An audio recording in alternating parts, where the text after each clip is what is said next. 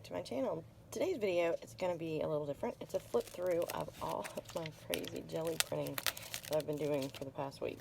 I am absolutely love my jelly plate, and I hadn't done any in a while, but I ran out for my journals. I like to put some of this papers into the journals I make, so I decided I was going to make some new stencils on with my silhouette. So I made some gears, some masks. I like to weld shapes together, so this was some wheat, and I welded that together to make a stencil. But yeah, so this is, and then I also had the piece of the paper that the gears came out of to use as a stencil.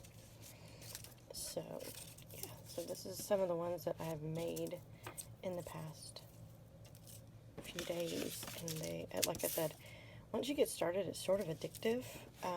But yeah, so this, I just like the way the texture builds up.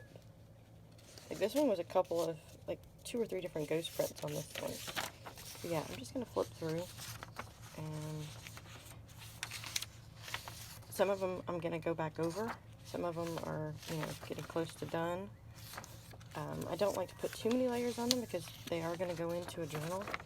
But I do, like a brayer off on the back to get texture on the back. I really love this one. It's the gears and then the wheat.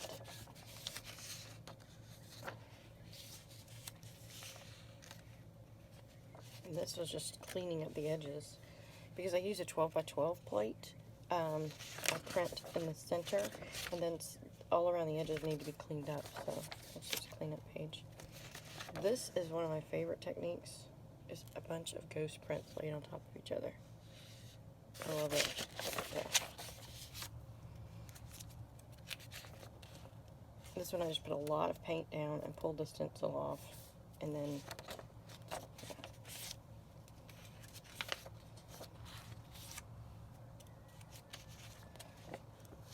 I did the gears, and then I just put some paint, a thin layer of paint down, and pulled it off just to tone down the white.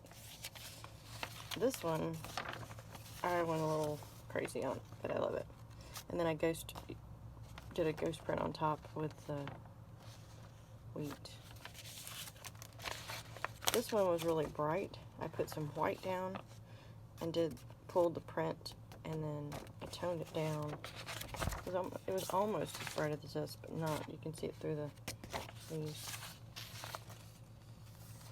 Using masks. I don't know if you can see that. These I really tell you, the ghost prints are my favorite. Like this one. Another cleanup page. These are all ones that I'll probably do some other things on top of. But these are all cleaning up the edges of the plate. But look at this one. This one, oh, I love it. I'm going to probably say I love it 50 times, but I love them.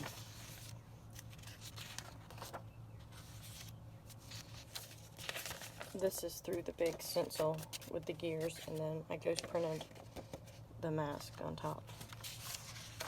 Another cleanup. Now these were ones I did making patchworks with my jelly plate. And using found objects that I had, like those little melty beads. I had some that my kids had made like years ago. I mean, my kids are adults now. I had one that had been in my texture box. And these were like cutting templates from Creative Memories years ago. Another grungy, ghosty print.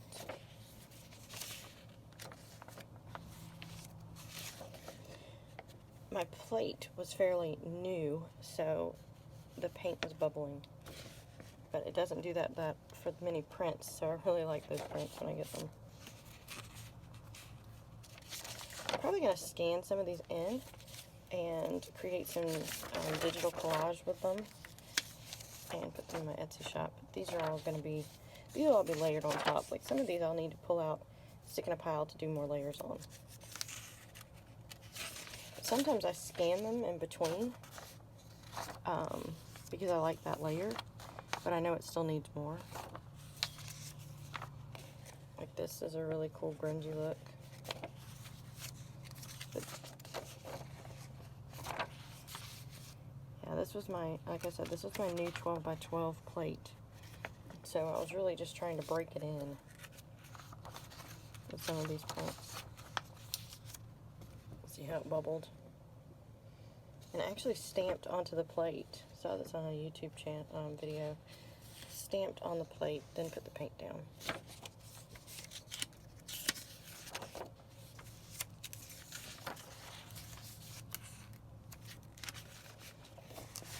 This one still needs more texture, but I really like the way it's coming up. And this is the ghost print of the stamped plate. After I did this, I was deciding I am only gonna use the center of the plate. So actually, when I lay my plate down, you'll see in my other video that I stick a piece of paper underneath the plastic, just to give myself an idea of how big to actually cover it. This is another one where I just stamped onto the plate.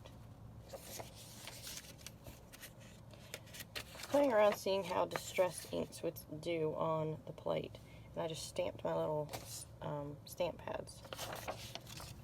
This piece here, I can throw this in water and let that ink disperse, and it'll be really fun. But yeah, I hope you enjoyed this flip through of my Gelli prints, and check out my other videos. I'm working on a few other Gelli print videos, and they'll be on the channel soon.